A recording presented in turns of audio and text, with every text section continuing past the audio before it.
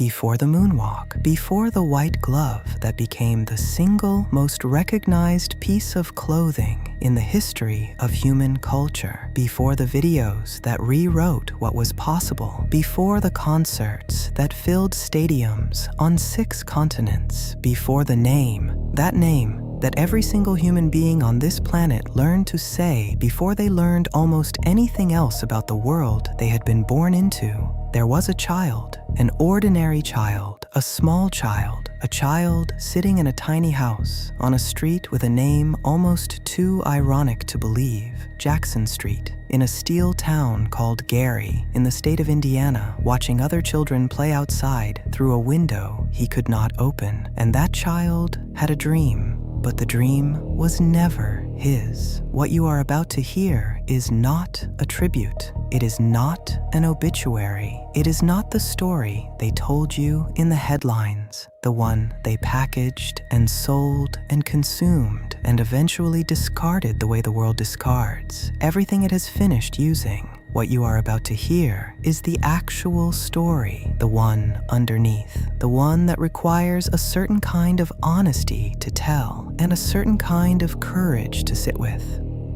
Because the truth about Michael Jackson is not comfortable. It is not the truth of an icon. It is the truth of a human being, a specific, particular, irreplaceable human being who was handed to the world before he was old enough to understand what that meant. And the world took him completely, gratefully, without asking what the transaction would cost. This is the story of what it costs to become a legend, about what is quietly, permanently taken from a person when the world decides that person belongs to it, about a man who gave everything, his childhood, his body, his health, his peace, his trust, his capacity for ordinary happiness, to a world that consumed it all and asked always for more, and about what we can learn, what we must learn from the way we treated him, because the way the world treated Michael Jackson is not a story about one man. It is a mirror, and what it reflects is something about all of us. This is the story of Michael Jackson, not the king of pop,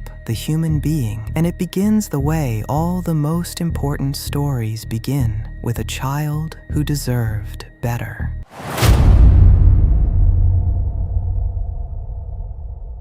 August 29th, 1958. Gary, Indiana, a city built on steel and smoke and the particular kind of American ambition that does not ask whether the price is fair, only whether the work gets done. Row houses, factory whistles, streets where children grew up fast because childhood was not something the environment encouraged you to linger in. Into this particular world, into this particular family, Michael Joseph Jackson was born, the 7th of 9 children to Joseph Walter Jackson and Catherine Esther Jackson. His mother was warm, genuinely, deeply, consistently warm. The kind of mother who made a house feel like a home, even when the house was too small and the money was too thin and the nights were too long.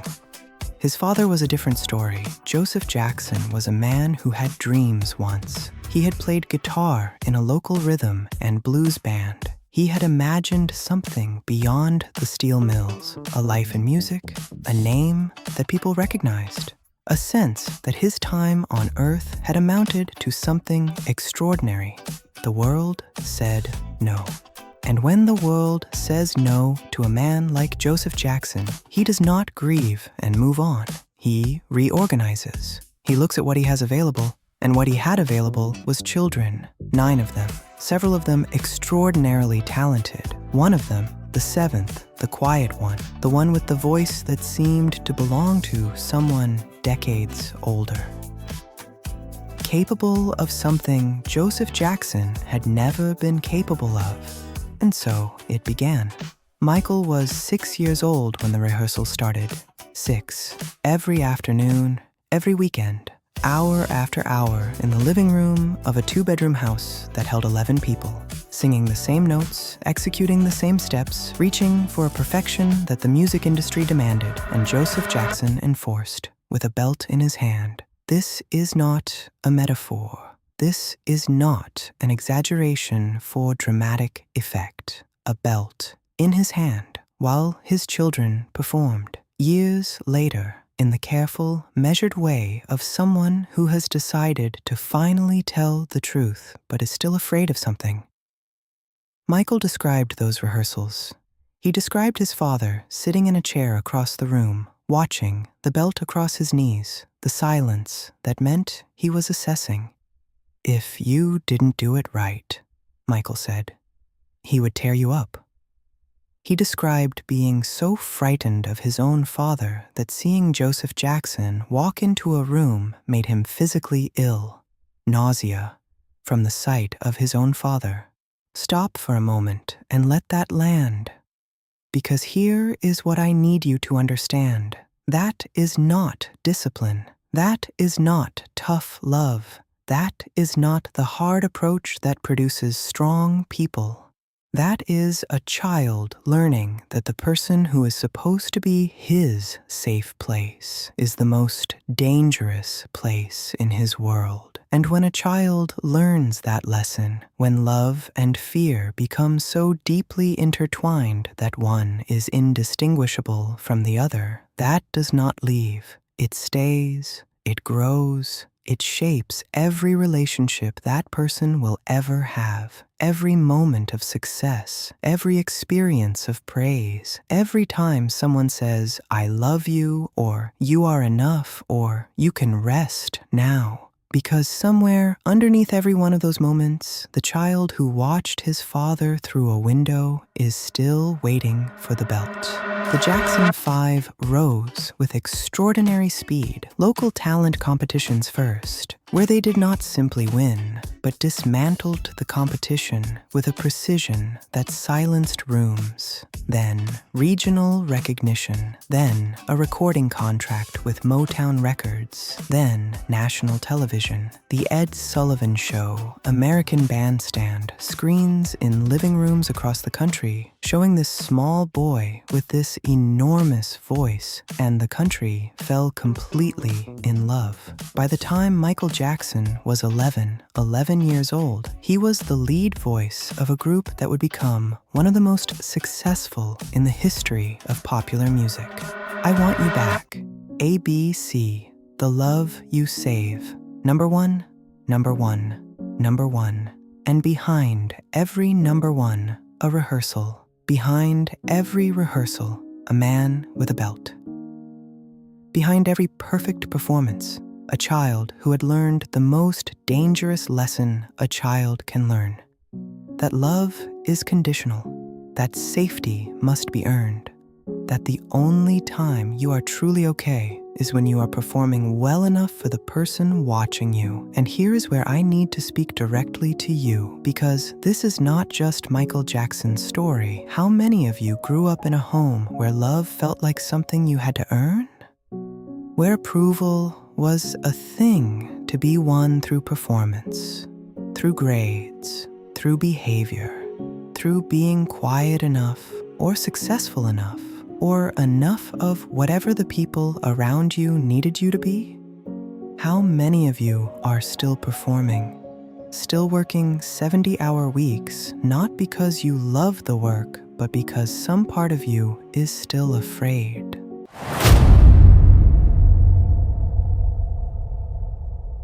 (1993).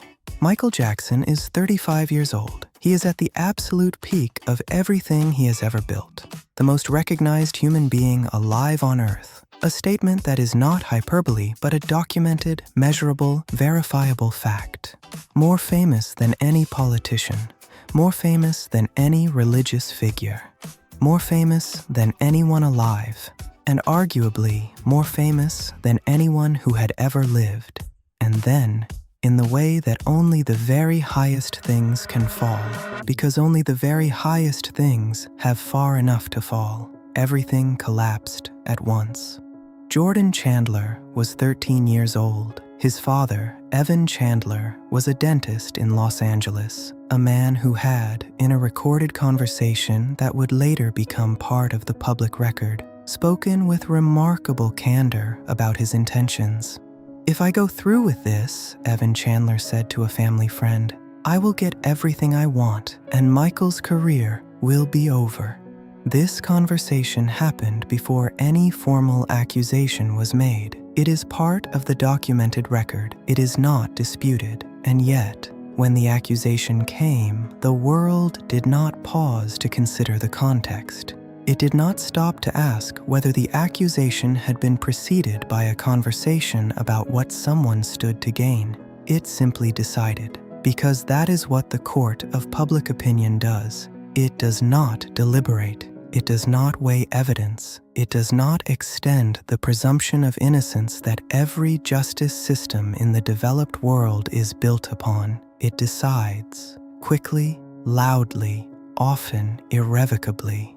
The accusation spread with a speed and totality that the modern world had not previously witnessed. Every screen, every front page, every broadcast, every conversation, and Michael Jackson, the most famous man alive, found himself facing something no fame, no money, no legal team, no truth could fully protect him from. The presumption of guilt in the mind of the public. His home at Neverland was searched.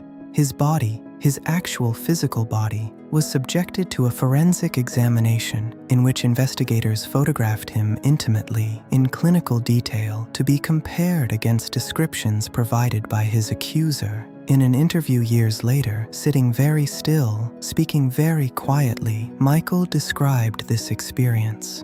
"They took pictures of every part of me," he said, "every single part." The criminal investigation found no conclusive evidence. A civil settlement was reached.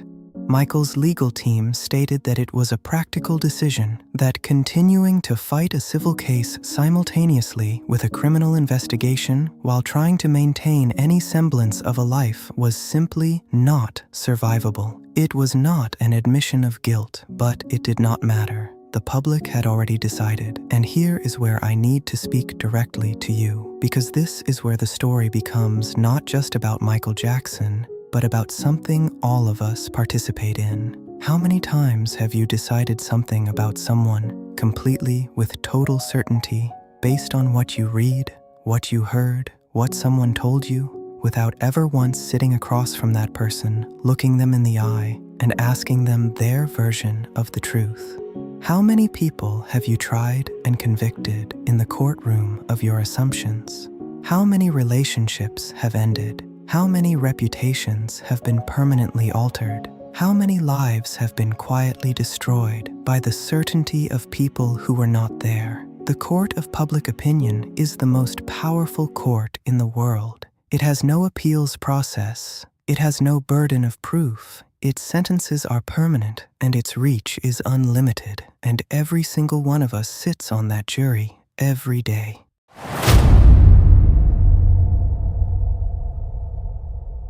In June of 2005, after 2 years of the most scrutinized trial in living memory, Michael Jackson was acquitted on all 14 counts. Not guilty on every charge, on every single one. The actual jury, the 12 people who sat through the testimony, who examined the evidence, who applied the law as it is designed to be applied, found no basis for conviction. It did not restore his reputation. It did not return the years. It did not unpublish a single headline. It did not remove a single assumption from the minds of the hundreds of millions of people who had already decided.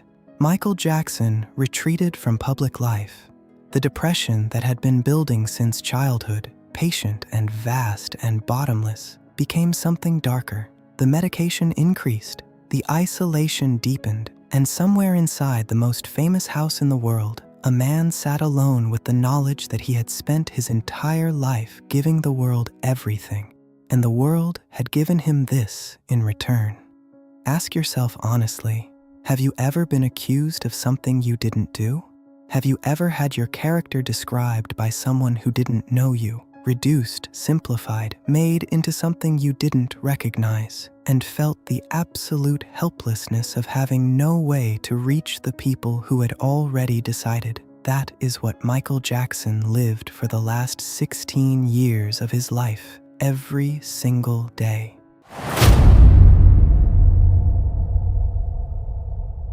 People laughed at Neverland. Of course they did. It is easy to laugh at a man who spends tens of millions of dollars building an amusement park on his own property, a Ferris wheel, a steam train, a zoo, a movie theater that seated dozens and was used by one. It seems absurd. It seems childish. It was childish. That was entirely the point. To understand Neverland, truly understand it, not as a punchline or a piece of evidence in some larger argument about who Michael Jackson was, you have to go back to Gary, Indiana. You have to go back to the window, to the small boy watching other children play while he rehearsed, while he sang the same note again and again until it was right, while the world outside the window, the ordinary, unremarkable, beautiful world of childhood, continued without him. Michael Jackson was never a child, not in the way that childhood is supposed to be, unstructured, unhurried, free from consequence, full of the specific joy that comes from having nowhere important to be and nothing important to do. He was a performer from the age of 6, a professional from the age of 8, a star from the age of 11, and every dollar he earned, every record sold, every award collected, every stage conquered, was a dollar earned in exchange for something he could never get back. Neverland was his attempt to buy it back anyway. Not the years, those were gone, but the feeling, the rides and the animals and the movie theater and the train that ran through 2,000 acres of California land. These were not the possessions of an eccentric billionaire. They were the furnishings of a childhood reconstructed from memory, or rather from the imagination of what a childhood might have been, because the actual memories were mostly of rehearsal rooms and recording studios and a father with a belt. He invited children to Neverland. Children with serious illnesses, children who had never experienced anything like it, and he played with them, genuinely played, the way you play when nothing is at stake and no one is watching and the only thing that matters is the next moment. Because around children, Michael Jackson could disappear. Not Michael Jackson the icon, not Michael Jackson the accused, not Michael Jackson the product, the cash flow, the liability, the headline, just a person on a Ferris wheel, eating cotton candy, laughing at something that was simply funny. In his autobiography, he wrote, "I am one of the loneliest people in the world." And here is what I want you to understand about that sentence. He was not complaining. He was not performing. He was stating a fact about the specific loneliness that comes from being seen by everyone and known by no one, from having your face on every magazine cover while the person behind the face slowly becomes a stranger even to himself. And here is the reflection I need you to receive. You do not have to be Michael Jackson to understand this loneliness. How many of you show the world a version of yourself that is managed and edited and carefully maintained, while the real version, the one with the fears and the doubts and the need for something you have never quite been able to name, stays hidden? How many of you are performing constantly, at work, in relationships, on social media, in every room you walk into, and cannot remember the last time you were simply and completely yourself? Neverland was Michael's hiding place, his attempt to construct a space where the performance could finally stop. We all have a Neverland, some version of the thing we build or buy or escape into when the world gets to be too much, when the person we perform finally needs a rest. The question is not whether you need that place. The question is whether you are honest enough to admit what you are running from when you go there.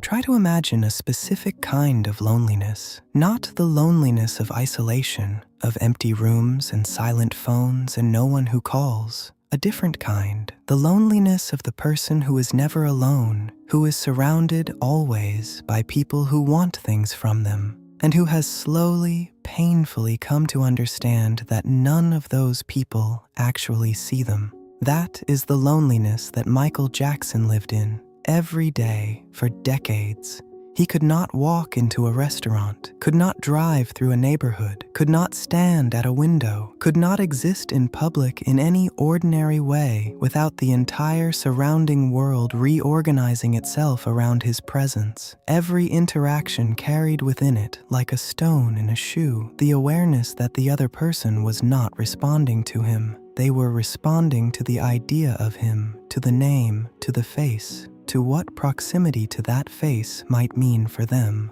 A story to tell, a photograph to keep, a connection to use, a piece of something larger to take home and possess. Michael Jackson was not paranoid. He was accurate. He had 30 years of evidence. The people around him, the ones with access, the ones he trusted, had, with very few exceptions, all eventually proven themselves to be there for something else. And then came Martin Bashir, a journalist, a man who spent 8 months living alongside Michael, in his home, in his space, in the intimate proximity that Michael extended only to people he believed he could trust. Bashir presented himself as a friend, as someone who wanted to show the world who Michael actually was. Michael believed him because Michael, despite everything, despite 30 years of being used and discarded, still wanted to be believed in. He was still, underneath everything, the child at the window, hoping that this time the person looking in was actually there for him. The documentary aired to 38 million people in the UK alone. Bashir had taken 8 months of access, 8 months of trust, of Michael opening his life, his home, his thoughts, and edited it into the most damaging portrait possible. Michael watched it and felt something he had felt many times before, the specific, nauseating sensation of recognizing that you have been used again, that you opened the door and someone walked through it not to be with you, but to take something from you. New accusations followed, a 2-year trial, the most scrutinized legal proceedings in the history of celebrity justice, and in June of 2005, an acquittal on all 14 counts, not guilty, every charge. But he was never the same. He retreated completely. And here is what I need you to hear, not about Michael Jackson, but about yourself. How many times have you been betrayed by someone you let in, someone you trusted, really trusted, in the specific way that requires vulnerability? Who used that trust against you, and how did it change you? How many walls did you build afterward? How many doors did you close? How many people who might have actually been real, who might have actually been there for you, did you keep out because you could no longer tell the difference between genuine and performance? Betrayal does not just hurt in the moment. It rewrites your operating system. It teaches you to scan every room for threat before you enter it, to hear agenda underneath every kindness, to believe, at some level, that genuine connection is something that happens to other people, but not to you. Not anymore. Michael Jackson spent the last decade of his life behind walls, literal walls, at Neverland, and the walls inside himself that had been building since a 6-year-old boy first learned that the people closest to you can be the most dangerous. And the tragedy is not that he built those walls. The tragedy is that he had to. Look honestly at your own walls, not the ones you built out of wisdom, the ones you built out of wounds, and ask yourself who you might have let in by now, who you might have become by now, if those wounds had healed instead of simply hardened.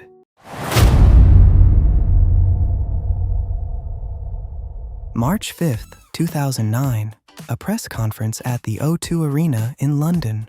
Michael Jackson walks out onto a stage, thinner than the world remembers, quieter than the icon requires, and announces 50 concerts. This is it. The tickets sell out in 4 hours. 750,000 tickets gone before most people had even heard the news, because whatever had happened, whatever the headlines had said, whatever the trials had concluded, whatever the years had taken from him, the world still wanted Michael Jackson. It just had not noticed that Michael Jackson was no longer entirely there. behind the announcement, behind the rehearsal footage that showed him still extraordinary, still precise, still capable of things that artists half his age could not approximate. A man in serious, serious trouble. His body had become fragile in ways that his team chose not to examine too closely. His sleep, natural sleep, restorative sleep, the kind of sleep that a human body requires to survive, had become essentially impossible. For years, he had relied on propofol, a powerful anesthetic used in surgical settings to render patients unconscious for procedures. He called it his milk, because of its color, because of the comfort it represented, because it was the only thing that reliably delivered him to a place without consciousness, without pain, without headlines, without the unbearable weight of being, every waking moment, Michael Jackson. His physician, Dr. Conrad Murray, administered it nightly in a bedroom, without the monitoring equipment that any hospital protocol would have required. On the morning of June 25, 2009, the propofol did what everyone who understood it knew it was capable of doing. It stopped his breathing. He was 50 years old. Conrad Murray was convicted of involuntary manslaughter, but Conrad Murray was not the full story. The full story is the one that started on Jackson Street in Gary, Indiana in 1958. The full story is this. A child was handed to the world before he could consent. His talent was identified, extracted, packaged, marketed, and sold by his father first, then by an industry, then by a culture that had fallen so completely in love with what he could do that it forgot to notice what that doing was costing him. The people around him in those final months, the promoters and managers who knew, who could see, who had access to the information that should have triggered intervention, chose not to intervene because intervention meant delay. Delay meant financial loss, and Michael Jackson's life had always been worth more as a functioning asset than as a human being in need of care. From his father's living room to his final bedroom, that calculation never changed, and here is where this story ends. Not with Michael Jackson, with you, with the question that this story asks of everyone who has ever watched another person disappear into their own exhaustion and done nothing. How do you treat the people in your life who give everything, the colleague who never says no, the friend who is always available, the partner who absorbs everything without complaint, the parent who sacrificed more than you know? Do you see them, or do you see what they provide? Do you ask how they are? Really ask, the kind of asking that creates space for a real answer? Or do you need them to keep performing because their performance makes your life easier? Michael Jackson gave this world everything he had: his childhood, his health, his peace, his trust, his body, his sleep, his life, everything. And the world took it all, gratefully, enthusiastically, with standing ovations, and asked for more. He was not a saint. He was not perfect. He was not without complexity. He was human, specifically, irreplaceably, exhaustedly human. And he deserved what every human being deserves: to be seen, not for what he could do, for who he was. He never got that. Let that mean something for how you move through your life, for how you treat the people around you who are giving more than they are saying. See them before it is too late. Rest now, Michael. You have more than earned it.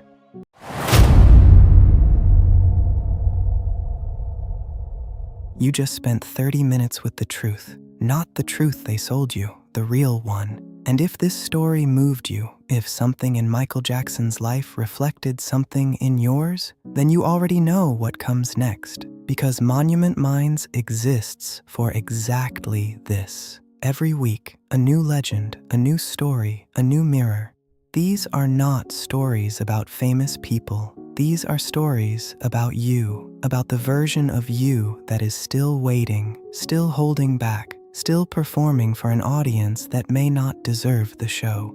If you are not subscribed yet, do it now. Not for us. For the next 30 minutes of your life, that might change something. And if Michael Jackson's story is one you want to carry with you, This video is part of a playlist, every chapter, every legend, every reflection waiting for you right there. The greatest minds are carved in stone, but their lessons are still very much alive. We will see you in the next monument.